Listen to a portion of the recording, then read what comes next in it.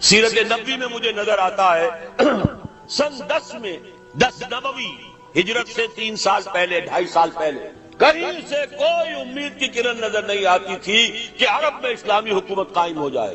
10 برس ہو چکے محمد الرسول اللہ کو دعوت دیتے ہوئے اور ابھی تک بمشکل 125 آدمی ہے. اپنے بل پر اپنے طاقت پر مکے میں رہ بھی نہیں سکتے. کیسے ہو جائے گا؟ کہاں سے ہو جائے گا؟ میں آج پوچھتا ہوں کوئی سر بتائے کہیں سے کوئی امید کی کرن اس وقت نظر آتی ہے؟ اس ماحول میں لے جائیے. اگلے 3 سال میں کیا ہو گیا؟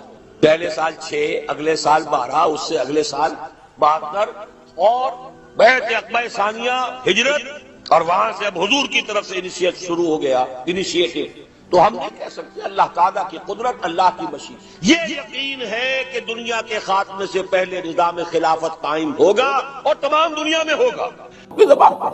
مڈل ایسٹ کا نقشہ تبدیل کرنا ہے. مڈل ایسٹ کا نقشہ تبدیل مطلب کیا ہے؟ اس کا مطلب یہ ہے کہ یہاں گریٹر اسرائیل بن رہا ہے. یہ ملکوں کی سرحدیں ختم ہو جائیں گی. کیا ہے لبنان اور شام؟ یہ پہلے ایک ہی ملک ہوتے تھے، بلکہ جارڈن بھی انہی میں شامل تھا. بادیہ تو شام ہے، یہ شام کا صحرا. یہ سارا فلسطین، اسرائیل، لبنان اور جارڈن اور سیریا یہ سب ایک ملک تھے. گریٹر سیریا یہ تو پچھلی جو صدی کی پہلی جنگ عظیم تھی، اس کے بعد بندر بانٹ کی گئی، یہ مختلف ممالک بنا دیے گئے، یہ انگریزوں کا، یہ فرانسیسیوں کا، یہ فلاں کا، یہ فلاں کا. بہرحال اب انہوں نے بنانا ہے یہ ساری لکیریں ہٹا کر پورا عراق، اس پر تو قبضہ ہو ہی گیا تقریباً. جب جو ہے امریکہ نے ختم کیا تھا صدام کی حکومت کو اور فتح حاصل ہوئی تھی، شیرون نے صاف کر دیا تھا ان قریب عراق پر ہمارا قبضہ ہوگا. اور اس سے پہلے وہ کہتے تھے ہمارا گریٹر اسرائیل جو ہے دریائے فرات تک ہوگا. لیکن اب انہوں نے کہا نہیں، یہ تو دریائے دجلہ تک جائے گا، ٹائگرس تک، ناٹ یوفریٹس بٹ ٹائگرس. تاکہ عراق کا جتنا بھی علاقہ زرخیز ہے، دو آبا ہے نا، ایک دریائے فرات آ رہا ہے اور دوسرا دریا جو ہے دریائے دجلہ آ رہا ہے، اس کے درمیان جو دو آبا ہے انتہائی زرخیز سارا ہمارے پاس. تو سوچنے کی بات یہ ہے کہ کیا نوع انسانی کی آخری تقدیر یہی ہے؟ نہیں، ایسا نہیں. آج میں اس منفی پہلو کے بجائے آپ کے سامنے مثبت پہلو رکھتا ہوں، صرف اس فرق کے ساتھ کہ ابھی ذرا دور ہے، ابھی اس کے لیے قربانیاں دینی ہوگی، ابھی اس کے لیے محنتیں کرنی ہوگی، ابھی اللہ تعالیٰ کی سزا جو ہے اس میں اور سختی اور شدت آئے گی. میں چاہتا ہوں کہ جو کچھ مجھے نظر آ رہا ہے وہ آپ کو دکھاؤں. جو اقبال نے کہا دیکھا ہے جو کچھ میں نے اوروں کو بھی دکھلا دے. یہ ظاہر بات ہے کہ ایک انسان جو ہے جو غور کرتا ہے، سوچتا ہے، اور جیسے کہ اقبال نے کہا تھا سرما ہے میری آنکھ کا خاک مدینہ او نجف، میں نے ذرا اس میں ترمیم کی ہے، آپ کے علم میں ہوگا کہ سرما ہے میری آنکھ کا خاک حجاز و حول قدس. مدینہ اور نجف تو ایک ہی شے ہے. حضرت علی اور حضور کے مابین کیا فرق ہے؟ حضور نے خود فرمایا انا مدینہ العلم وعلی بابها، وہ تو ایک شے ہے. لہذا مدینہ اور نجف جو ہے اس کو دو جگہ کرنا ٹھیک نہیں ہے. ہاں، حجاز جہاں قرآن نازل ہوا اور حول قدس جہاں سینکڑوں انبیاء دفن ہیں، الذی بارکنا حولہ لنریہ من آیاتنا. جو اولڈ ٹیسٹمنٹ ہے، جو نیو ٹیسٹمنٹ ہے، بائبل ہے، اس کا تعلق کس سے ہے؟ حول قدس سے. تو ان دونوں کے ذریعے سے جو باتیں میں نے دیکھی ہیں میں آپ کو دکھانا چاہ رہا ہوں. بہت سے لوگ کہتے ہیں یہ بہت دور کی کوڑی لاتے ہیں. میں کیا کروں؟ میں تو جو دیکھوں گا وہی دکھاؤں گا، جو مجھے نظر آ رہا ہے وہی آپ کو سجھاؤں گا. بہرحال یہ ہے کہ پوری دنیا میں بالآخر اسلام کا غلبہ ہوگا. عالمی سطح پر خلافت علی منہاج النبوت قائم ہو کر رہے گی اور پوری دنیا میں امن و امان ہوگا، خوشحالی ہوگی. بڑی طویل حدیث ایک موجود ہے کہ اس کے بعد یہ ہوگا جنگ ختم ہو جائے گی، خونریزی ختم ہو جائے گی، امن و امان ہوگا، خوشحالی اتنی ہوگی کہ زمین اپنے سارے خزانے اگل دے گی، آسمان اپنی ساری برکتیں نازل کر دے گا. یہ دور آنا ہے عالمی غلبہ اسلام اور اللہ کے دین کا غلبہ اور خلافت علی منہاج النبوت کا قیام. اب اگلی بات، لیکن ظاہر بات ہے یہ کام کہیں ایک جگہ سے شروع ہوگا، ایک دم تو عالمی غلبہ پوری دنیا پر نہیں آ جائے گا. اس بات کو یہیں پر روکیے، اب اس بحث آگے چلے گی ہماری. اب آئیے جو دوسرا حصہ تھا، کیا عالمی امت مسلمہ کی تقدیر یہی ہے کہ ذلت و مسکنت ان پر مسلط ہے؟ ضربت علیہم الذلۃ والمسکنۃ وباؤوا بغضب من اللہ، جو حشر لبنان کا ہو رہا، جو اس سے پہلے فلسطینیوں کا ہوتا رہا. کیوں نہیں کر سکی دنیا؟ مسلم دنیا چپ، زیادہ سے زیادہ بہت ریزولوشن پاس کر دیں گے. ابھی جایا پترا میں جمع ہو گئے ہیں، بعد ملیشیا میں، اور ریزولوشن پاس کر دیا. اللہ اللہ خیر صلی اللہ. No threat. کوئی یہ بھی کہنے کو تیار نہیں کہ ہم اپنے سفارتی تعلقات منقطع کر لیں گے. نہیں. کوئی یہ کہنے کو تیار نہیں کہ ہم اپنے تجارتی تعلقات منقطع کر لیں گے. نہیں. درخواست ہے تو اسی یونائٹڈ نیشن سے، اور درخواست ہے تو اسی یونائٹڈ اسٹیٹس آف امریکہ سے. وہ سیز فائر کرا، ان کی مرضی سے تو جنگ شروع ہوئی، ان کے پلان کے تحت تو معاملہ ہے. ان کی خواہش ہے کہ جب تک حزب اللہ کی کمر نہ ٹوٹ جائے، کچل نہ دیا جائے، اس وقت تک جنگ بندی نہ ہو۔ یہ تو دوسری بات ہے، حزب اللہ نے جتنی مقاومت کا مظاہرہ کیا ہے، دے آر سرپرائز، یہ ان کے لیے بالکل ایک سرپرائز ہے۔ اس قدر ہمت جو ہے ایک جو ہے حزب اللہ، جو کہ کوئی ریگولر آرمی نہیں ہے، جس کے پاس ٹینک نہیں ہے، جس کے پاس ہوائی جہاز نہیں ہے، ٹینک ہوائی جہاز تو پوری لبنان کی فوج کے پاس نہیں ہے، چند ہزار فوجی ہیں، اللہ خیر، کچھ بھی نہیں، نہ ایئر فورس ہے نہ کچھ اور یہ حزب اللہ کیا ہے کہ بھائی راکٹ سے یا کلاشنکوف سے، بس وہ چیز۔ ادھر سے جہاز پر جہاز آ رہا، 200 250 بمباریاں، 200 بمباریاں، لیکن کھڑے ہیں۔ لہٰذا اس اعتبار سے سوچنے کی بات ہے، کیا یہ پوری ذلت و مسکنت کی صورتحال امت مسلمہ پر یوں ہی جاری رہے گی ہمیشہ کے لیے؟ کیا پورا عالم اسلام جو تھرڈ ورلڈ میں آ گیا ہے، سارا عالم اسلام تھرڈ ورلڈ میں، G7 G8 میں کوئی نام نہیں کسی مسلمان ملک کا، نہ 3 میں نہ 13 میں، اور کیا یہی صورتحال جاری رہے گی کہ ہو گیا مانند آب ارزاں مسلمان کا لہو، پانی کی طرح مسلمان کا لہو بہ رہا ہے؟ جہاں دیکھو، کشمیر میں دیکھ لو، فلسطین میں دیکھ لو، فلسطین میں تو 50 برس سے بہ رہا ہے، کشمیر میں بھی اب تقریباً یوں سمجھیے کہ 20 برس ہونے کو آئے، جب سے کہ وہاں پر ایک جو ہے مسلح جدوجہد شروع ہوئی۔ پھر چچنیا میں کیا ہو رہا، مسلسل ہو رہا ہے، کوسوو میں کیا ہوا، بوسنیا میں کیا ہوا، برف گرتی ہے تو بیچارے مسلمانوں پر، برتا ہے تو مسلمان، صومالیہ میں کیا ہوا، یہ صورت ہے، آج لبنان میں کیا ہوا، یہ صورتحال دیکھیے، کیا یہی ہمیشہ جاری رہے گی؟ نہیں، صورتحال بدلے گی، اور بھی دور فلک ہیں ابھی آنے والے، ناز اتنا نہ کریں ہم کو ستانے والا۔ یہ عالمی ملت اسلامیہ امت مسلمہ جو ہے، اس کا یہ معاملہ ہوا کیوں ہے؟ ہوا اس لیے، یہ میں اس پر مفصل کتاب لکھ چکا ہوں، سابقہ اور موجودہ مسلمان امتوں کا ماضی حال اور مستقبل، کہ یہ جو ضربت علیہم الذلۃ والمسکنہ، یہ کیفیت جو بنی اسرائیل کے لیے آئی ہے قرآن میں، یہ آج ہم پر کیوں آ گئی ہے؟ کیا وجہ ہے؟ وجہ یہ کہ جو جرم انہوں نے کیا وہ ہم نے کیا، ہم نے قرآن کو پس پش ڈالا، نبذ فریق من الذین اوتوا الکتاب کتاب اللہ وراء ظہورہم، ہم نے اسے اپنا امام تک بنایا۔ آپ ختم قرآن کے بعد دعا مانگ لیتے ہیں، اللہم اجعلہ لنا اماما ونورا وہدی ورحمۃ، لیکن چلنا نہیں اس کے پیچھے، یہ امام ہی ہے بس ہمارا، کہنے کو امام، اس کی بات ماننی تو نہیں، اس کے احکام پر چلنا تو نہیں۔ تو اس لیے ہوا کہ ہم آج پوری دنیا میں ایک ملک بھی ایسا نہیں دکھا سکتے جس کے بارے میں ہم پورے اطمینان کے ساتھ دنیا کو یہ کہہ کر دعوت دے سکے کہ come and see with your own eyes, this is Islam۔ یہ ہے اسلام کی رحمت للعالمینی، یہ ہے محمد رسول اللہ صلی اللہ علیہ وسلم کی رحمت للعالمینی، پورے عالم کے لیے یہ نظام مبنی بر عدل و انصاف، مبنی بر عدل، سماجی عدل، سوشل جسٹس کا نظام جو ہے وہ اللہ نے دیا ہے۔ آؤ اپنی آنکھوں سے دیکھ لو، اس کے برکات کا مظاہرہ کر لو، مظاہرہ تمہارے سامنے۔ وہ کتاب جو ہے وہ پڑھنے کے قابل ہے، نہ پڑھی ہو آپ نے ضرور پڑھی، کیونکہ یہ سارے اتنے حال ہوتے ہیں۔ وجہ کیا ہے؟ یہ کیوں مسلمانوں ہی کا خون بہ رہا ہے؟ ہم تو اللہ کا نام تو لیتے ہیں کم سے کم، ہم اگر 120 کروڑ دنیا میں ہیں تو ان میں سے 20 کروڑ تو ایسے ہوں گے جو اللہ کا نام لیتے ہو مسجدوں میں جا کر، 20 کروڑ نہ ہو 20 ملین تو ہوں گے جو 5 وقتہ نمازی ہوں۔ یہ کفار، یہ تثلیث کے قائل، یہ ملحدین، یہ خدا کے منکر، آج قوت ہے تو ان کے پاس، دبدبہ ہے تو ان کا، دنیاوی مسائل ہیں تو اس پر قبضہ ان کا، کیوں ہے؟ کیا وجہ ہے؟ دو ہی امکانات ہیں، یا تو اللہ ظالم ہے معاذ اللہ ثم معاذ اللہ، اور یا اللہ لاچار ہے، کچھ کر نہیں سکتا، میں کیا کرتا، میں نہیں کر سکتا۔ مانیں گے آپ دونوں بات؟ نہیں مان سکتے۔ پھر کیا جواب ہے اس کا؟ بڑا پیارا شعر اقبال کا، تو قادر و عادل ہے مگر تیرے جہاں میں ہے تلخ بہت بندے مزدور کے اوقات۔ اے اللہ تو قادر ہے علی کل شیء اور تو عادل ہے، عادل کرنا۔ پھر بھی یہ کیا ہو رہا ہے دنیا میں؟ مزدور کا خون پسینہ نکال کر سرمایہ دار جو ہے اس کے خون سے کشید کی ہوئی سرخ شراب پیتا ہے شام کو بیٹھ کر۔ یہ کیا ہے؟ خواجہ از خون رگے مزدور سازد لال ناب، از جفائے دہ خدایاں کشت دہقانہ خراب۔ ان جاگیرداروں وڈیروں کے ظلم سے جو کاشتکار ہے، جو ہاری ہے، اس کی تو کھیتی برباد ہے۔ یہ کیا ہو رہا ہے؟ کیا تو ظالم ہے؟ کیا تو لاچار ہے؟ نہیں، یہ تمہارے کرتوت، تمہارے اعمال، اس کی سزا، یہ سمجھنے کی بات ہے۔ اور یہ میں نے تفصیل سے اپنی اس کتاب کے اندر اس پر گفتگو کی ہے، اس کو پڑھی۔ اور اس کا علاج اب کیا ہے؟ کم سے کم کسی ایک ملک میں، سائزیبل ملک ہو، یہ نہیں چھوٹا سا جزیرہ ہو کوئی برونائی کی طرح کا، نہیں، کم سے کم ایک سائزیبل ملک میں اسلام کا مکمل نظام عدل اجتماعی قائم کر کے دنیا کو دکھا دیا جائے، یہ گویا کہ اتمام حجت ہو جائے گا۔ دیکھ لو نمونہ، ابھی تو کیا ہوتا ہے، ہم اسلام کے محاسن بیان کرتے ہیں، اسلام کی یہ خلوق ہے، دکھاؤ کہ دنیا میں ہے؟ نہیں بھائی، وہ تو 1400 برس پہلے جانا پڑے گا دیکھنے کے لیے، تو کون سنے گا آپ کی بات؟ دکھاؤ کہیں، نافذ کرو کہیں، مثال پیش کرو کہیں۔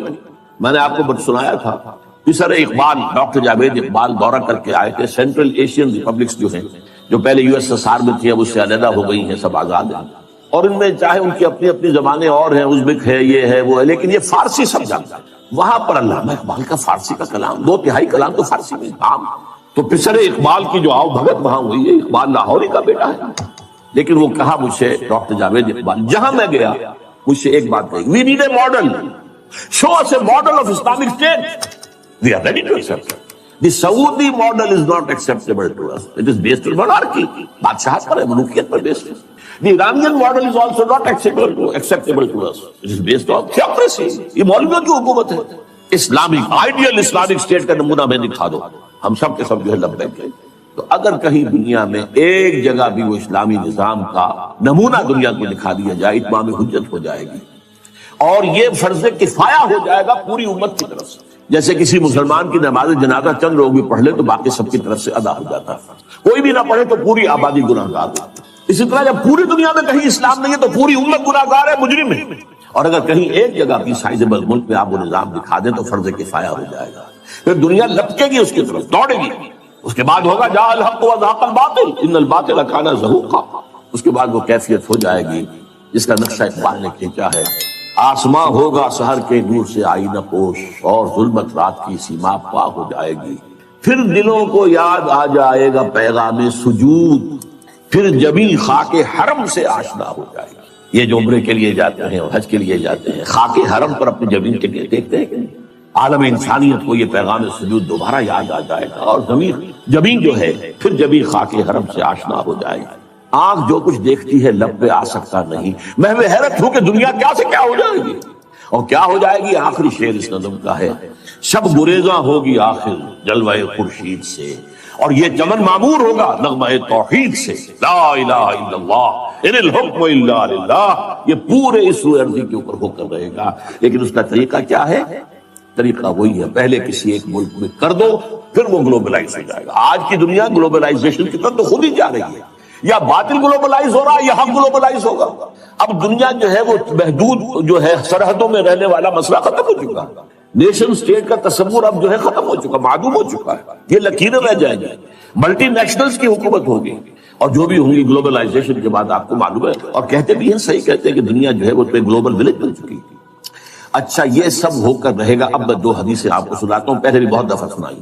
حضرت ثوبان نبی اکرم صلی اللہ علیہ وسلم کے ایک غلام تھے جنہیں آپ نے آزاد کر دیا تھا، مولا کہلاتے ہیں، ثوبان مولا رسول اللہ صلی اللہ علیہ وسلم۔ ان کی روایت ہے یہ، اور یہ مسلم شریف میں ہے کہ میں نے حضور کو فرماتے سنا، ان اللہ یرفع ان اللہ زوالی الارض، اللہ نے میرے لیے پوری زمین کو طے کر دیا، لپیٹ دیا، فرائض و مشارقہ و مغاربہا، تو میں نے اس کے سارے مشرق دیکھ لیے، سارے مغرب دیکھ لیے۔ وَإِنَّ أُمَّتِي سَيَبْلُغُ مُلْكُهَا مَا زُوِيَ لِي مِنْهَا، سن رکھو میری امت کی حکومت ان تمام علاقوں پر قائم ہو کر رہے گی جو زمین کو لپیٹ کر دکھا دیے گئے گی۔ یہ ہونا ہے، ہو کر رہے گا، یہ صادق والمصدوق ان کا فرمان ہے، یہ پیشن گوئی ہے محمد رسول اللہ صلی اللہ علیہ وسلم، ہو کر رہے گا۔ اسی طریقے سے دوسری حدیث ہے مسند احمد ابن حنبل کی، حضرت مقداد بن الاسود، میں صرف ترجمہ آپ کو سنا رہا ہوں، زمین پر نہ کوئی اینٹ گارے کا بنا گھر رہے گا، نہ کوئی کمبل رہے گا، کمبلوں کا بنا ہوا خیمہ رہے گا جس میں کہ اللہ کلمہ اسلام کو داخل نہ کرے۔ یہ ہوگا، یہ شروع کی اس کتاب میں جس کا میں نے تذکرہ کیا ہے، سابقہ اور موجودہ مسلمان امتوں کا باقی حال مستقبل، اس میں اس کی احادیث جو ہے تخریج کے ساتھ اور پورے متن کے ساتھ بنی۔ اب تیسری بات ہے، یہ اب جملہ معترضہ سمجھنا، ایک حسرت کے ساتھ، اب 14 اگست آیا چاہتا ہے، حسرت آمیز ہے، پاکستان اسی مقصد سے اور اسی نعرے سے حاصل کیا گیا۔ علامہ اقبال نے خواب دیکھا 1930 کے اپنے خطبہ الہ آباد میں کہ ہندوستان کے شمال مغرب میں اٹس ڈیسٹنی، یہ تقدیر مبرم ہے کہ ایک آزاد مسلمان ریاست قائم ہو کر رہے گی، اور اگر ایسا ہو گیا تو ہمیں موقع مل جائے گا کہ اسلام کے چہرے پر جو بدنما داغ اور دھبے آ گئے تھے دور ملوکیت، یہ جو خلفاء کہلاتے تھے نام نہاد بنو امیہ کے، اور خلفاء کہلاتے تھے نام نہاد بنو عباس کے، اور خلفاء کہلاتے تھے ترک، یہ خلفاء تو نہیں تھے، بادشاہ تھے۔ ملوکیت، اس ملوکیت کے دور میں جو اسلامی تاریخ اس دور کی جو ہے وہ کیا واقعی ایسی ہے کہ دنیا کے سامنے ہم اپنے اعتماد کے ساتھ پیش کر سکتے ہیں؟ چاہے یہ حادثہ کربلا، واقعہ ہررا، سینکڑوں تابعین کو قتل کیا جانا، حجاج ابن یوسف کے ہاتھ، ایک باتیں ایسی ہیں جن کو ہم دنیا کے سامنے جو ہے یہ اپنا پیٹ کھول سکیں۔ یہ تاریخ ہے۔ تو اسلام کے چہرے پر جو بدنما داغ اور دھبے لگ گئے تھے انہیں ہٹا کر صحیح اسلام کی ایک تصویر، یعنی اس سے پہلے خلافت راشدہ کا نظام تھا، اس کو اب قائم کر۔ اسی کو پھر علامہ اقبال نے 1932 میں، یہ سن مجھے بہت پسند ہے، میرے اپنا پیدائش کا سن ہے، اسی سن میں گئے تھے علامہ اقبال گول میز کانفرنس کے لیے لندن۔ وہاں اس وقت صرف مسٹر جناح تھے، وہ مسٹر جناح، وہ قائد اعظم نہیں بھی بنے تھے۔ وہ ہندوستان کی سیاست سے مایوس ہو کر جا کر بیٹھ گئے تھے، وکالت شروع کی تھی۔ وہاں یہی انجیکشن اقبال نے، میں تو کہا کرتا ہوں جیسے کہ رومی اور شمس تبریز کا معاملہ ہے، مولوی ہرگز نہ شد مولائے روم تا غلام شمس تبریز نہ شد۔ مسٹر محمد علی جناح قائد اعظم نہیں بن سکتا تھا اگر اقبال نے یہ انجیکشن اس میں لگایا ہو۔ یہ شمس تبریز جس نے مولوی کو مولانا روم بنا دیا تھا، مولائے روم، اسی نے مسٹر محمد علی جناح کو قائد اعظم بنایا۔ چنانچہ پھر وہ واپس آئے ہیں، پھر وہ مسلم لیگ کے تاحیات صدر بنائے گئے، پھر انہوں نے 10 برس تک اسلام کی قوالی گائی ہے، اسلام کی قوالی تکرار کے ساتھ پورے 10 برس تب پاکستان وجود میں آیا، اور یہی کہا تھا کہ ہم پاکستان اس لیے چاہتے ہیں کہ عہد حاضر میں اسلام کے اصول حریت و اخوت و مساوات کا ایک نمونہ پیش کریں، دنیا دیکھ لے یہ اسلام۔ لیکن افسوس صد افسوس کہ ہم اس میں بری طرح ناکام رہے۔ اب تو ابھی مجھ سے جیو ٹی وی والوں نے چھوٹا سا 2-4 منٹ کا جو ہے وہ انٹرویو لیا ہے 14 اگست کے حوالے سے، میں نے اس میں کہا ہے کہ اب تو جیسے کسی نے کہا تھا، اقبال نے شاید کہا تھا، ہلال عید ہماری ہنسی اڑاتا ہے۔ یہ ہلال عید جو آتا ہے ہم پر ہنستا ہے، یہ روزے رکھے انہوں نے، روزہ رکھتے ہوئے جھوٹ بولتے رہے، روزہ رکھتے ہوئے سودی لین دین کرتے رہے، روزہ رکھتے ہوئے جو غیبتیں کرتے رہے، یہ روزے تھے جو اب عید منانے جا رہے ہیں شوق سے۔ ہلال عید ہماری ہنسی اڑاتا ہے، اسی طرح یہ عید الاستقلال جسے آپ نے کہا، یہ اب ہماری ہنسی اڑاتا ہے۔ یہ اس لیے پاکستان بنایا تھا، یہ ہے وہ پاکستان جس کا خواب اقبال نے دیکھا تھا اور جناح نے دکھایا تھا خواب۔ تو واقعہ یہ ہے کہ ہم اس میں بری طریقے سے ناکام ہیں۔ چنانچہ تلخ ترین بات ہے، یہ اپنا جواز کھو چکا اور اب اس کا وجود اور اس کا بقا تک بھی نہایت مخدوش۔ یہ تقریر بھی 3.5 سال پہلے میں اسی جگہ پر کر چکا ہوں۔ پاکستان کے وجود کو لاحق خطرات و خدشات، صرف 1 ہفتے بعد کی تھی میں نے، 22 فروری کو کی تھی وہ، کہ موجودہ عالمی حالات میں اسلام کا مستقبل کیا ہے، دین کی حیثیت سے فوری طور پر، اور مستقبل قریب میں اسلام کا کوئی مستقبل نہیں، ہاں مذہب کی حیثیت سے زندہ رہ جائے گا۔ ٹھیک ہے، جاؤ مسجدوں کو رکھو روزے، ہمیں کوئی پرواہ نہیں، نظام ہمارا ہوگا، یہ پولیٹیکل سوشو اکنامک سسٹم ہمارا ہوگا۔ اسی طریقے سے میں نے 1 ہفتے بعد 29 فروری کو اسی سال تقریر کی تھی، پاکستان کے وجود کو لاحق خطرات و خدشات۔ یہ دونوں کتابچے اور موجودہ اور سابقہ مسلمان امتوں کا ماضی حال اور مستقبل، یہ ایک پیکٹ کی شکل میں انشاءاللہ باہر آپ کو مل جائے۔ بہرحال اب صورتحال، میں نے پھر آپ سے کہا ہے، میری ان دونوں تقریروں میں مایوسی کا غلبہ ہے، لیکن آج میں وضاحت کر رہا ہوں، یہ مایوسی ہے موجودہ حالات اور قریب کے مستقبل کے اعتبار سے، جس کو میں نے مستقبل بعید کہا ہے اس سے میں مایوس نہیں ہوں۔ اور جب تک بھی چاہے پاکستان کے بارے میں خدشات ہیں اور دنیا پیشن گوئیاں کر رہی ہے، سن 2010 میں، 2020 میں، 2015 میں پاکستان کے نام سے دنیا میں کوئی ملک نہیں ہوگا، لیکن یہ کہ جب تک سانس تب تک آس، محنت کرنی ہے، جد و جہد کرنی ہے، کوشش جاری رکھنی ہے۔ بڑی پیاری حدیث ہے حضور کی صلی اللہ علیہ وسلم کہ جس وقت قیامت کا سور پھونک دیا جائے گا، اس وقت بھی اگر کوئی بندہ مومن اگر کوئی درخت لگا رہا ہو تو اسے درخت لگانا چاہیے۔ سور پھونکا جا چکا ہے، معلوم ہے قیامت آ گئی، لیکن نہیں، جو کام تمہارا تھا تم کر رہے تھے تو پورا کرو۔ لہذا آخری وقت اگرچہ اب میں سمجھتا ہوں کہ بہت صورتحال جو ہے وہ بہت مخدوش ہے، لیکن جد و جہد جاری رکھیں گے، اس پر میں آگے آؤں گا کیا جد و جہد۔ اب آئیے میرا چوتھا نقطہ آج کا کیا ہے، یہ جو اسلام کی گلوبلائزیشن ہوگی، گلوبلائزیشن آف اسلام، جو میں نے کہا مستقبل بعید میں یہ تقدیر مبرم ہے، ہو کر رہی ہے۔ اس کے 2 فیزز ہوں گے لا محالہ۔ پہلے کسی ایک ملک میں اسلام قائم ہو اور پھر وہ گلوبلائز ہو جائے۔ اب نوٹ کیجئے اصل بات جو آج کہہ رہا ہوں پہلی مرتبہ، یہ جو ہمارے ہاں 2 شخصیتوں کے بارے میں احادیث آئی ہے پیشن گوئیاں، حضرت مہدی سلام علیہ اور حضرت عیسیٰ کا بارے دیگر نزول، ان دونوں کا تعلق گلوبلائزیشن آف اسلام سے ہے۔ اس سے پہلے کسی نہ کسی ملک میں اسلام پہلے قائم ہو چکا ہوگا، طریق نبوی پر، جد و جہد سے، عمل سے، کوشش سے، انقلابی جد و جہد سے، ریولیوشنری اسٹرگل سے، یعنی ساریوں سے قربانیاں دے کر اسلام پہلے کہیں قائم ہو چکا ہوگا۔ پھر اس کی گلوبلائزیشن جو ہے اس کے اندر حضرت مہدی کا بھی ایک پارٹ ہے، اور پھر حضرت عیسیٰ علیہ السلام کا جب وہ دوبارہ آئیں گے اس وقت فیصلہ کن رول ہوگا، لیکن یہ ہے کہ اس سے پہلے کہیں ہوگا۔ یہ کہاں ہوگا، یہ میری آج کی 5ویں بات ہے۔ اس ضمن میں پہلے تو میں 2 حدیثیں آپ کو سنا دینا چاہتا ہوں۔ ایک حضرت عبداللہ ابن حارث رضی اللہ تعالیٰ عنہ سے ہے اور یہ سنن ابن ماجہ میں ہے. حضور نے فرمایا یخرج الناس من المشرق یؤتون للمہدی یعنی سلطان. مشرق سے فوجیں نکل کر آئیں گی جو عرب میں مہدی سلام علیہ کی حکومت کو قائم کریں، یعنی سلطان ہی، ان کے اقتدار، ان کی طاقت، ان کی قوت کو مستحکم. یعنی پہلے مشرق کے کسی ملک میں اسلامی نظام قائم ہو چکے، تبھی تو آئیں گے نا وہاں سے فوج. یخرج الناس من المشرق یؤتون للمہدی یعنی سلطان. اور دوسری حدیث جو ہے اس کے راوی حضرت ابو ہریرہ رضی اللہ تعالی عنہ، اور یہ جامع ترمذی کی روایت ہے. یخرج من خراسان رایات سود لا یردها شیء حتی تنصب بایلیا. خراسان کے علاقے سے سیاہ جھنڈے لے کر فوجیں چلیں گی، ان کا رخ کوئی نہیں موڑ سکے گا یہاں تک کہ وہ ایلیا میں یعنی یروشلم میں بیت المقدس میں جا کر جھنڈے گاڑ ڈالے جائیں. ان دو حدیثوں کے اعتبار سے نوٹ کیجئے. ایک حدیث میں خراسان کا لفظ ہے، یہ خراسان بزرگ کہلاتا ہے اصل میں، نوٹ کر لیجئے. میں نے ایک مرتبہ ایک جو آئے تھے یہاں چارج افیئرز جو ہیں ایران کے، ان سے پوچھا خراسان کس ملک کا نام؟ ان کا ہمارے ہاں ایک صوبہ ہے خراسان. نہیں، خراسان ان کا خراسان بزرگ، وہ جو اولڈ گریٹر خراسان تھا اس میں افغانستان پورا، ایران کا ایک حصہ جو اب بھی خراسان کہلاتا ہے، ایک صوبہ شمال مشرقی صوبہ ہے. اور یہ جو ابھی ریاستیں آزاد ہوئی ہیں یو ایس ایس آر کی تحلیل کے بعد، اور ایک کنڈا اس کا پاکستان میں بھی ہے. پاکستان کے جو شمالی علاقے ہیں، بالا کنڈ کی جو پہاڑی ہے اس سے آگے لے کر چترال تک، یہ بھی در حقیقت یوں سمجھیے. بلکہ میں نے ایک دفعہ اس کی مثال دی، جیسے بڑا کڑھایا ہوتا ہے، اس کے ادھر بھی کوئی کنڈا ہے، ادھر بھی کنڈا، ادھر سے پکڑیں گے ادھر سے پکڑیں گے. تو خراسان جو ہے اس کڑھائے کے مانند تھا، جس میں کہ سارا افغانستان سوائے کے چھوٹے سے جنوبی حصے کے جسے سیستان کہتے تھے اس وقت، باقی پورا افغانستان اور یہ جو ریاستیں ہیں ازبکستان وغیرہ اور کرغزستان وغیرہ، اور پھر یہ کہ ایک کنڈا ایران میں، موجودہ ایران میں، اور ایک کنڈا پاکستان. اور دوسری حدیث میں مشرق کا لفظ آیا. اب ذرا تجزیہ کیجئے کہ مشرق میں نمبر 1 عرب کے مشرق میں نمبر 1 ایران ہے، نمبر 2 افغانستان یا خراسان کے لیے، نمبر 3 پاکستان، نمبر 4 بھارت. بھارت بھی تو مشرق ہے. اب اس کا تجزیہ کیجئے. جہاں تک ایران کا تعلق ہے، اگرچہ اس وقت تک تو صورت یہ کہ ماننا پڑتا ہے کہ اگر کچھ ہمت، کچھ جرأت کا مظاہرہ کیا ہے تو صرف اہل تشیع نے کیا ہے. سنی مرے ہوئے ہیں، سنی بری طریقے سے سن ہو چکے ہیں.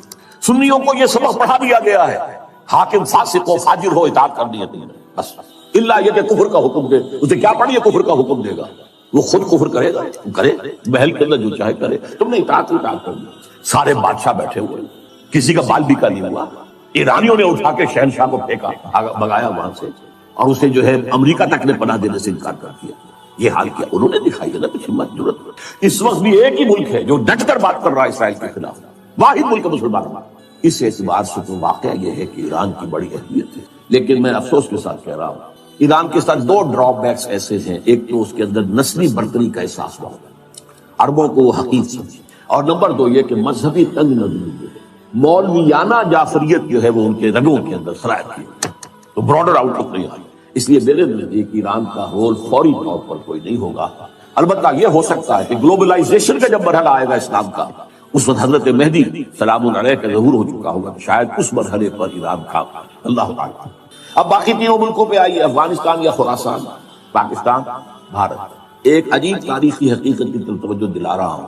تاریخ میں بہت سے ایسے دور گزرے ہیں ہندوستان کی عظمت کے جس میں یہ تینوں ملک ایک تھے. وہ اشوکا کا دور ہو، وکرماجیت کا دور ہو، وہ چندر گپت موریہ کا دور ہو. آپ کو معلوم ہے بدھزم جو ہے اس کا سب سے بڑا مرکز تو افغانستان تھا.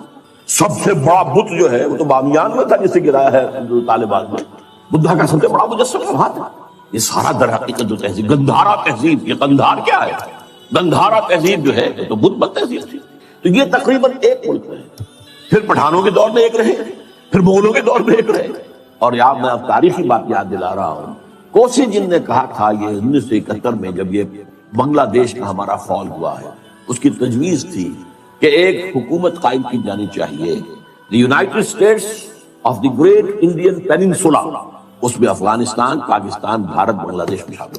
بہرحال یہ چیزیں میں نے، اور اب جو کچھ ہو رہا ہے ظاہر بات ہے کہ جب ہمیں دیکھ لیا کہ کمزور ہو رہے ہیں، ان کے پاؤں تو لڑکھڑا ہی رہے، یہ تو خاتمے کے قریبی ہیں، تبھی تو امید ہو رہی ہے انہیں کہ کوئی کنفیڈریشن ہو جائے.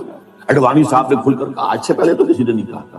ابھی ہمارے پاؤں جمے ہوئے تھے زمین میں، اب وہ لڑکھڑا رہے ہیں۔ بہرحال اس اعتبار سے ہم نہیں کہہ سکتے کہ یہ تینوں ملک جو ہیں ان میں سے اللہ تعالیٰ، ظاہر بات ہے کہ پہلے تو ہمیں سب سے زیادہ توقع دی پاکستان ہی سے تھی، پاکستان اسی لیے بنایا گیا تھا، اس میں فیل ہو چکے، it has to be admitted, ہم اپنا وجہ جواز کھو چکے، نظام دیت ختم ہو چکا۔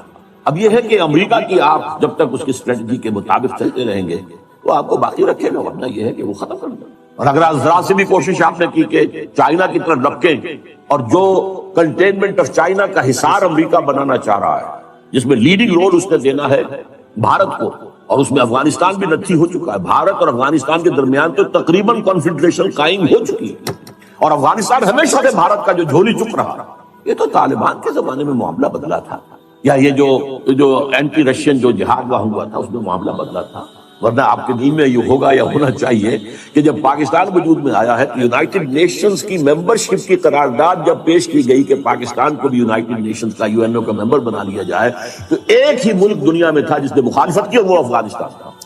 آج اسی کی روح دوبارہ کرزئی کی شکل میں آپ کے سر پر سوار بیٹھی ہوئی ہے۔ بہرحال یہ صورتحال جو ہے پاکستان کے بارے میں، اگر پاکستان نے کوشش کی تو پھر یہ کرنچ آئے گا ادھر سے بھی اور ادھر سے بھی، اور امریکہ کسی نہ کسی صورت میں ہماری ایٹمک جو ہے نیوٹرلائز کر کے صلاحیت کو کس شکل میں کرے گا یہ میں نہیں کہہ سکتا، 100 طریقے ان کے پاس موجود ہے، ہمارا سارا نظام ہی جام کر سکتے ہیں، لیکن ڈو اٹ۔ عراق کا جو پہلی مرتبہ جنگ ہوئی تھی، سارا ان کا جو الیکٹرانک سسٹم کا جام کر دیا، کیا کرے گا؟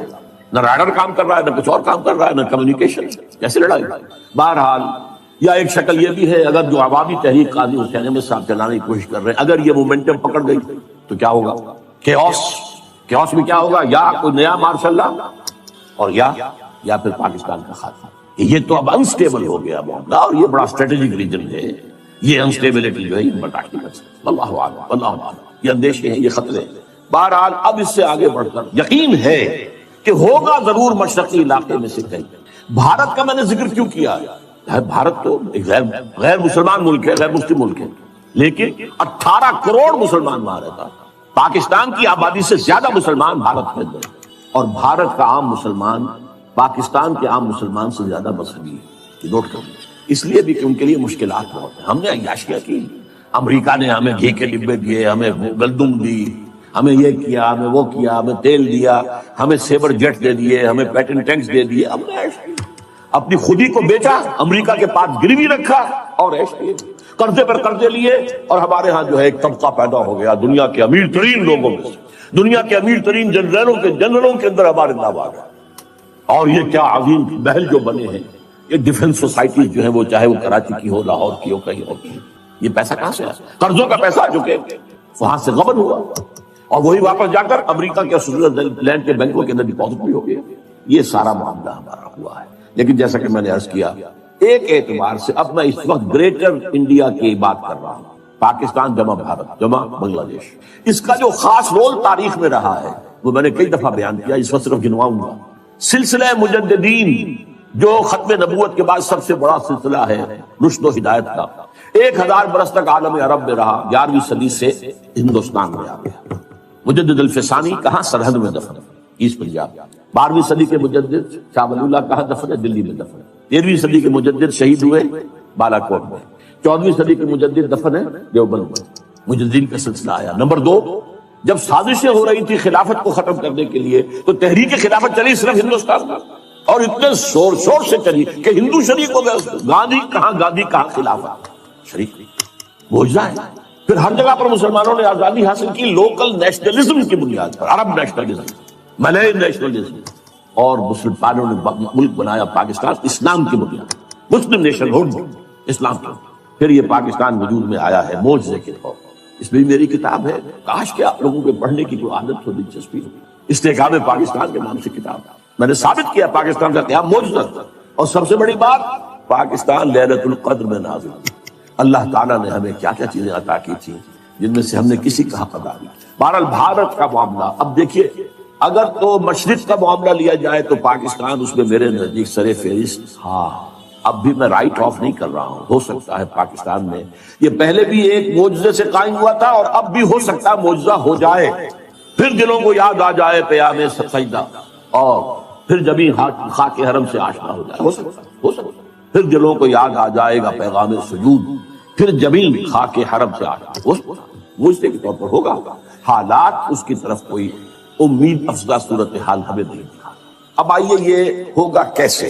اس کیسے کے پہلی بات تو یہ ہے کہ پہلے کیسے ہوا تھا ویسے ہی ہوگا، اور اس کیسے کے دو حصے، پہلے افراد کو تیار کرنا، افراد میں انقلاب برپا کرنا، دین کو افراد پر قائم کرنا، پھر افراد کا جمع ہو کر ایک طاقت بننا، اور کفر سے اور الحاد سے اور مادہ پرستی سے اور باطل سے اور طاغوت سے ٹکرا کر جانے دے کر اللہ کے دین کو قائم کرنا۔ یہ دو مرحلے ہیں۔ پہلے انسان معرزوز، پہلے انسان تو لاؤ بھائی، یہ جو زیروز ہیں ان سے کیا بنے گا؟ آدمی لاؤ، وہ آدمی جن میں یقین ہو دل کے اندر، وہ آدمی جن کا کردار پختہ ہو، وہ آدمی جن کی زندگی جن کے دل سے ہر آرزو نکل جائے سوائے اللہ کی رضا کے اور آخرت کی فلاح کا۔ آؤ لاؤ آدمی لاؤ، یہ پہلا ہوا۔ 12 برس تک مکے میں یہ کام ہوا ہے، اور میں ابھی پرسوں جمعے میں تقریر کر چکا ہوں۔ اس کے لیے عنوان کیا ہے؟ جہاد بالقرآن۔ یہ بھی مکی دور کے درمیانی زمانے کی صورت ہے، سورۃ الفرقان، جس کی پہلی آیت کیا ہے؟ تبارک الذی نزل الفرقان علی عبدہ لیکون للعالمین نذیرا، اور پھر آگے چل کر فرمایا فلا تطع الکافرین وجاہدہم بہ جہادا کبیرا۔ اے نبی آپ ان کافروں کی باتوں میں نہ آئیے، چکنی چپڑی باتیں کر رہے ہیں، یہ وہ مصالحت اور مفاہمت کی باتیں کر رہے ہیں، آپ بالکل دھیان نہ دیں، مت مانیں، اور اس قرآن کے ذریعے سے جہاد کیے جائیے کیے جائیے کیے جائیے کیے جائیے، جہاد کبیر۔ تو پہلی بات یہ ہے کہ پہلے بھی یہ ہوا تھا تو قرآن سے ہوا تھا۔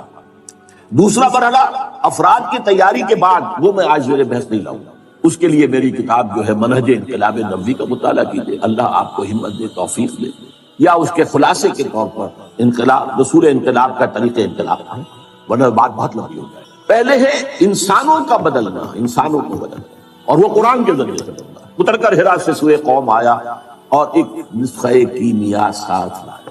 هو الذی ینزل علی عبدہ آیات بینات لیخرجکم من الظلمات الی النور، تاریکیوں سے نکال کر نور ایمان میں لانے والی شیء قرآن، آیات بینات ہے قرآن۔ تاریکیاں بہت ہیں، نور ایک ہی ہے، نور ایمان واحد، ہمیشہ قرآن میں واحد آئے گا، انوار کہیں نہیں آیا ہے۔ ظلمات میں شمار ہے، الحاد کی ظلمت ہے، مادہ پرستی کی ظلمت ہے، شرک کی ظلمت ہے، انکار آخرت کی ظلمت ہے، یہ ظلمتیں تو بے شمار ہیں۔ فرائیڈزم ہے اور ڈارونزم ہے اور مارکسزم ہے، یہ سب ظلمتیں ہیں۔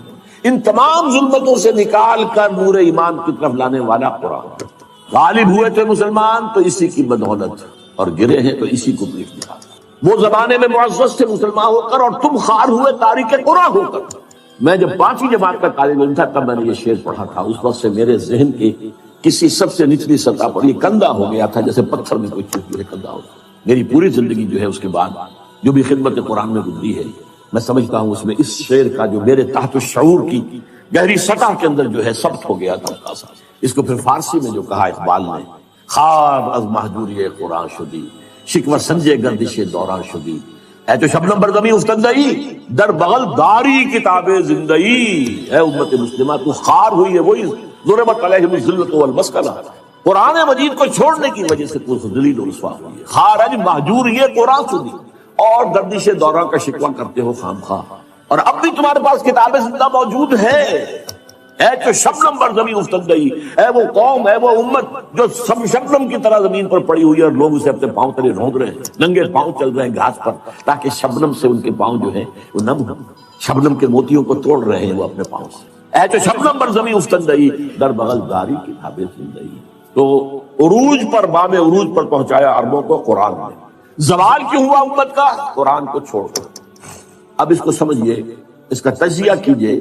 ہم یہ بھی کہہ سکتے ہیں کہ ہمارا زوال ہوا ضعف ایمان کے باعث، اور ضعف ایمان کا سبب قرآن سے دوری، اس لیے کہ ایمان حقیقی، قلبی یقین والا ایمان، اس کا منبع اور سرچشمہ صرف اور صرف قرآن۔ اچھا ایسا ہوا کیوں؟ یہ جو باتیں اب میں آپ کو بتا رہا ہوں، یہ میری ایک اور کتاب کے مباحث ہے، دعوت رجوع القرآن کا منظر اور پس منظر۔ وہ تو میں آج یہاں چاہتا تھا کہ یہاں پہ لایا جائے تاکہ آپ لوگ اس کتاب کو فوری طور پر خرید لیں، لیکن یہ ہے کہ معلوم ہوا کہ ہمارے ہاں آؤٹ آف اسٹاک ہے، اس وقت وہ کتاب ہے نہیں، مجھے افسوس ہوا۔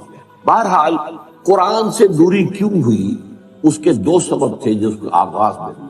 پہلا نیچرل تھا، جب وہ تحریک تھی، جد و جہد تھی، ابھی جہاد جاری تھا، تو زیادہ ضرورت ایمان کی تھی، یقین کی تھی۔ جب اسلام ایک ریاست بن گیا، اب زیادہ اہمیت قانون کی ہو۔ اب اسلام بنیاد ہے، ریاست کا شہری کون ہے؟ مسلمان۔ ایمان تو دل کی ایک شے ہے نا، چھپی ہوئی شے ہے، وہ نہ گنتی میں آئے نہ تول میں آئے۔ ایمان پر سے توجہ ہٹی، اسلام پر جم گئی، قرآن پر سے توجہ ہٹی اور فقہ اور حدیث پر جم گئی۔ قانون شریعت کے اصل منبع، اگرچہ پہلے تو ایسے ہے کہ سب سے پہلی سورس قرآن ہے، یہ قرآن کا تو بہت تھوڑا سا حصہ ہے کہ جو فقہی مباحث پر مشتمل ہے۔ ساری آیتیں جمع کرنے قرآن کی جن کا تعلق قانون شریعت سے ہو تو ایک پارہ بنے گا بمشق۔ باقی اصل جو شریعت کے منبع ہے وہ تو حدیث ہے، پھر اس پر قیاس ہے، غور و فکر ہے، اجتہاد ہے، سوچ بچار ہے۔ یہ تو توجہ جو ہے ہٹ گئی، شفٹ آف ایمفیسس، ایمان سے ہٹ کر اسلام پر، قرآن سے ہٹ کر حدیث اور فقہ۔ اور دوسرا ایک منفی پہلو، جب ملوکیت آ گئی، سرمایہ داری آ گئی، لوگوں نے یہ سمجھا، سرمایہ داروں نے، بادشاہوں نے، یہ قرآن بند ہی رہے تو بہتر ہے، ورنہ اس میں لوگوں کو ہماری شکلیں نظر آ جائیں گی۔ یہ ابو لہب کا کردار ہم نے جو اپنایا ہوا ہے، الذی جمع مالا وعددہ یحسب ان مالہ اخلدہ، یہ جو قرآن کنڈیم کرتا ہے، جو ملوکیت کو ختم کرتا ہے، اگر یہ عام ہو، لوگوں کی توجہ اس پر مرکوز ہو، تو لوگ تو پھر ہمارے طرف ہو جائیں گے، غریبانوں پر ہمارے ہاتھ آ جائیں گے، تو بند ہی رہے تو اچھا بھائی، پڑھ کر صرف ثواب لے لیا کرو بس۔ اور آج ہماری ایک بہت بڑی تحریک تبلیغی جماعت جو اسی کی داعی ہے، قرآن کا ترجمہ مت کرو، وہ علماء کریں گے جو 14 سال کی تعلیم حاصل کریں گے، وہ کریں گے، تمہارا کام نہیں، تم صرف قرآن پڑھ کر، یا پھر ٹھیک ہے 14 سال کی تعلیم حاصل کرو، ورنہ فتویٰ لینا ان سے لے لو، باقی تمہیں قرآن سے کیا سروکار ہے، گمراہ ہو جاؤ گے۔ یہ فلسفہ باقاعدہ عام کی۔ اور تیسرا سبب ایک طبعی سبب تھا، عربی زبان میں سمجھئے کہ یہ جزیرہ نما عرب ہے، اس سے اسلام جب نکلا تو مشرق میں بھی گیا، مغرب میں بھی گیا، شمال میں زیادہ نہیں ہوئی پیش قدمی، اس لیے کہ کوہ قاف آ گیا، کوکیشین ماؤنٹینز جو ہیں وہ رکاوٹ بن گئے، لیکن مشرق عراق سے ہو کر ایران، ایران سے پھر خراسان، ادھر شام سے ہو کر پھر صحرائے سینا سے گزر کر پھر یہ مصر ہے اور لیبیا ہے اور یہ ہے اور وہ ہے اٹلانٹک۔ اب ایک بڑا باریک فرق ہے، اس میں ذرا غور کریں، عربی زبان مشرق کی طرف نہیں جا سکی، اسلام تو گیا، عربی زبان نہیں گئی، اس لیے کہ پرشین لینگویج بہت مضبوط زبان تھی، پرشین کلچر بہت مضبوط کلچر تھا، عربی اس کو ڈسپلیس نہیں کر سکی، ریپلیس نہیں کر سکی، چنانچہ ان تمام علاقوں کے اندر سرکاری زبان فارسی رہی ہے۔ ہمارے ہاں مغلوں کی زبان فارسی، اس سے پہلے جو خاندان غلامہ اور خاندان جو بھی تھے، لودھی تھے، خلجی تھے، فلاں تھے، سب فارسی، سرکاری زبان فارسی، عربی کا سروکاری۔ یہ خاص طور پر ہمارے مشرقی ممالک کی محرومی کا سبب ہے۔ مغرب میں ثقافتی اعتبار سے خلا تھا، خلا کو عربی نے پر کر لیا، پورا شمالی افریقہ عرب ہے، عرب بولتے ہیں۔ اس حقیقت کو ذہن میں رکھیے تو ہمارا خاص طور پر، اور جو ہمارا اس وقت کا موضوع ہے مشرقی ممالک، جو مشرقی ممالک تھے وہ عربی سے محروم رہے۔ یہاں عربی زبان صرف علماء، اور وہ بھی عربی زبان میں قرآن سے اتنا ان کو دلچسپی نہیں تھی جتنی فقہ سے اور حدیث، بلکہ حدیث سے بھی بہت فقہ تھا۔ اب ایک اور تاریخی جو ہے ذرا جائزہ لے لیجیے۔ دیکھیے بر عظیم پاک و ہند میں پہلے اسلام آیا تھا سن 92-93 ہجری میں، 712-713 عیسوی، محمد بن قاسم کی زیر قیادت۔ یہ خالص عربی اسلام تھا، ابھی نہ فقہ تھی، نہ حنفی، نہ مالکی، نہ شافعی، کچھ نہیں تھا، نہ معتزلی تھے، نہ کچھ اور تھے، یہ سب ایک عرب اسلام تھا، اس میں عجم کا کوئی دخل نہیں، لیکن یہ بہت شارٹ لیوڈ رہا۔ پھر جو اسلام یہاں آیا ہے شمال مغربی دروں سے، ذرا خیبر سے اور ذرا گومل سے اور ذرا ٹوچی سے، یہ جو اسلام آیا ہے 300 برس بعد آیا ہے۔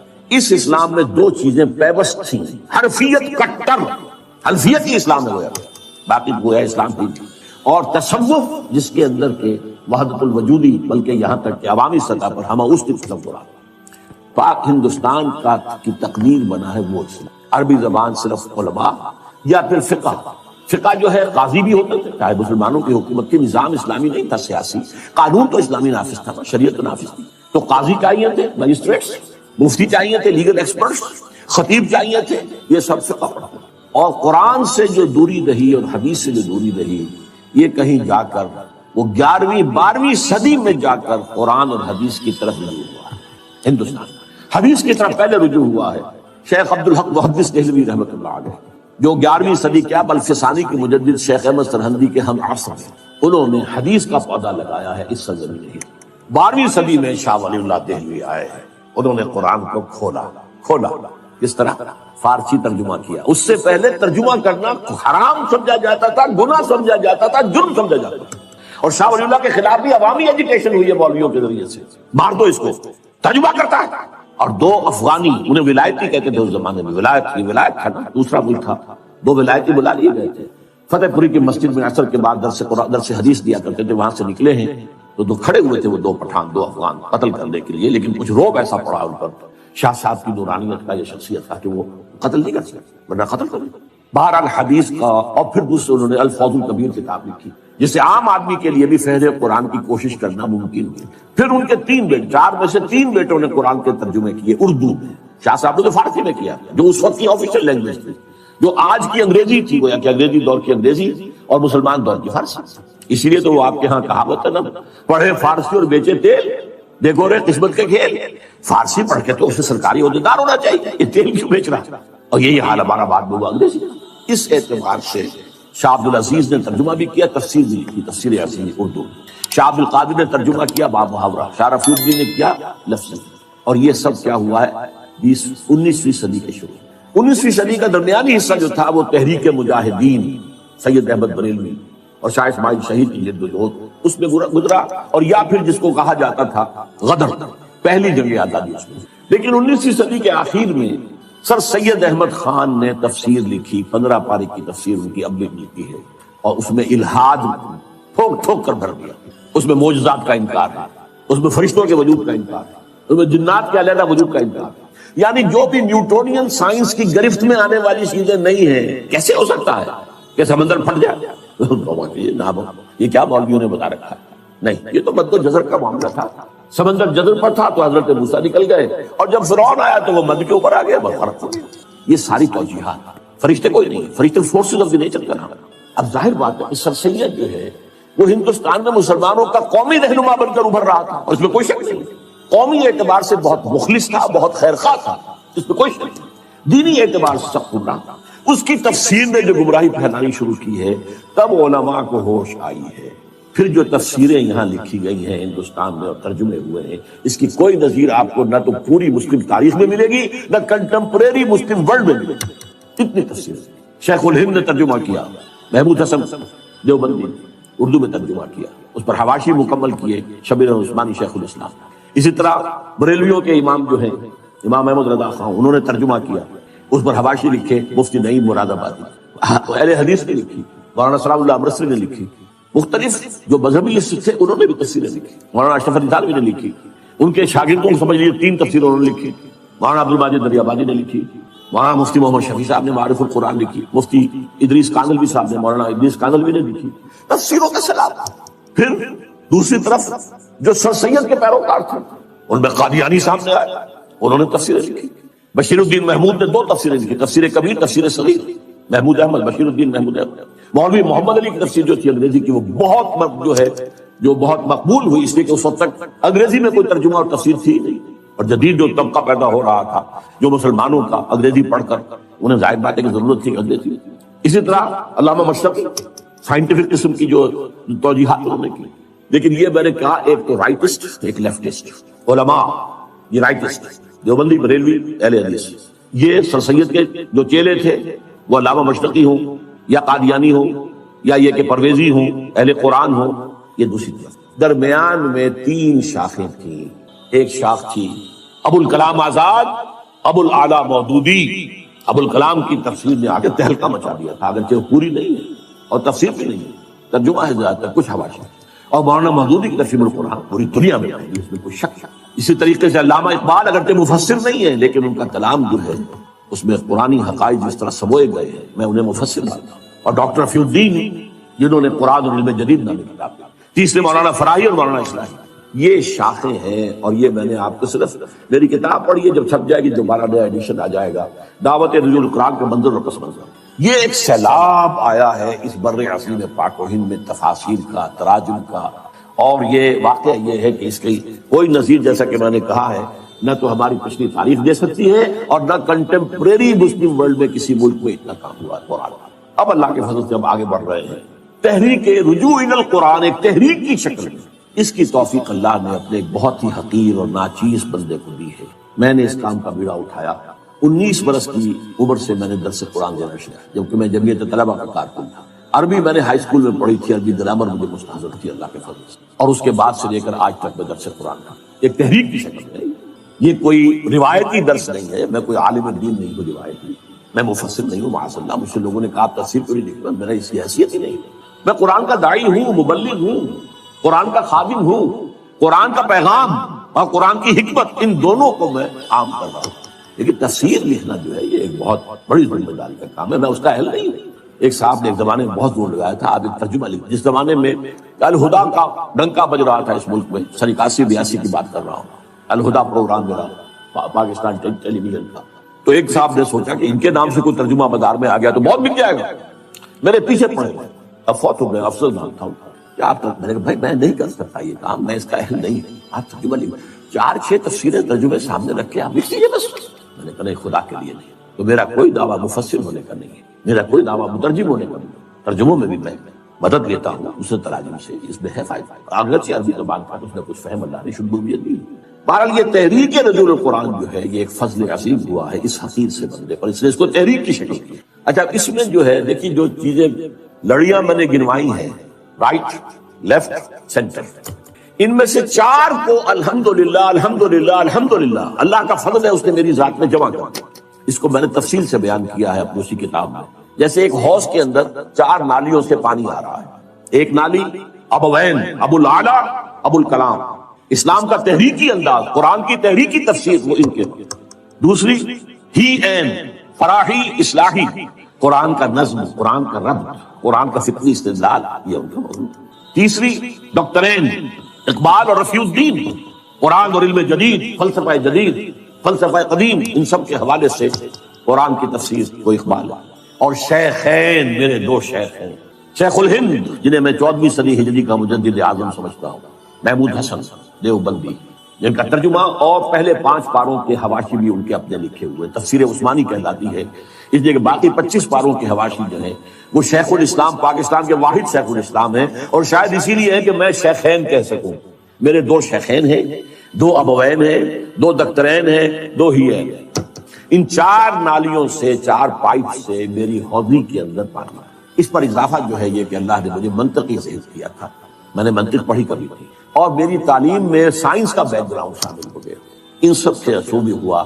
پھر اب دیکھیے گن لیجیے، صرف وقت نہیں ہے میرے پاس، تیزی سے ختم ہو رہا ہے۔ عوامی درس قرآن جس کا ذکر کیا شیخ الہند نے 1920 میں، وہ اللہ نے ہمارے ذریعے سے کروایا، 500 700 درس قرآن کے اندر اتوار کی صبح کے لوگ جمع ہوتے ہیں۔ انجمن ہائے خدام القرآن، لاہور، کراچی، ملتان، جنگ، فیصل آباد، انجمن ہائے خدام القرآن، قرآن اکیڈمیز، لاہور، کراچی، ملتان، فیصل آباد، جنگ، قرآنی تربیت گاہیں، ایک مہینے کی، 7 دن کی، 20 دن کی، 2 ہفتے کی تربیت گاہیں، کبھی کوئٹہ میں ہو رہی ہے، کبھی اسلام آباد میں ہو رہی ہے، کبھی کراچی میں ہو رہی ہے تربیت گاہ۔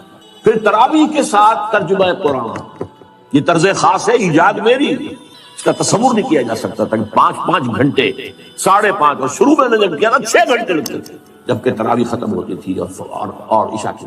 پھر فیلوشپ اسکیم شروع کی، پھر 1 ایئر کورس شروع کیا، پڑھے لکھے لوگ جو ہیں، MSc ہیں، BSc ہیں، یہ ہیں، PhD ہیں، ڈاکٹر ہیں، انجینئر ہیں، یہ آئیں اور 1 سال لگائیں، یا اب ہم نے اسے 9 مہینے کا کیا ہوا ہے، اور یہاں عربی پڑھے، قرآن پڑھے، الحمدللہ اس سے بھی بے شمار لوگ نکل چکے ہیں۔ پھر یہ ہے کہ ایک بڑی ٹیم اب تیار ہو چکی ہے جو اعلیٰ تعلیم یافتہ لوگ ہیں، ایسے نہیں ہیں، انجینئر ہیں، ڈاکٹرز ہیں، MAs ہیں، MSCs ہیں، PhDs ہیں، وہ اب درس قرآن دے رہے ہیں۔ گئے دن کے تنہا تھا میں انجمن میں، یہاں اب میرے راستہ اور بھی ٹی وی کا پروگرام 15 مہینے تک، ویسے تو یہ کہ پروگرام میرا وہ تقریباً 3 سال تک چلا ہے، رمضان میں چلا، پھر وہ بھی ہوا، لیکن پھر 15 مہینے الخدا، اور اب جو کچھ ہو رہا ہے اب پوری دنیا میں ڈنکا بج رہا ہے۔ 1998 کا میرا بیان القرآن جو ہے تراویح کے ساتھ کیا ہوا، وہ ARY کے ذریعے سے، اسلام چینل کے ذریعے سے، اور نہ معلوم کتنے اور چینل ہیں، لندن بیس چینل ہے، اس پر چل رہے ہیں، پوری دنیا سے اس کے اندر ڈنکا بج رہا ہے۔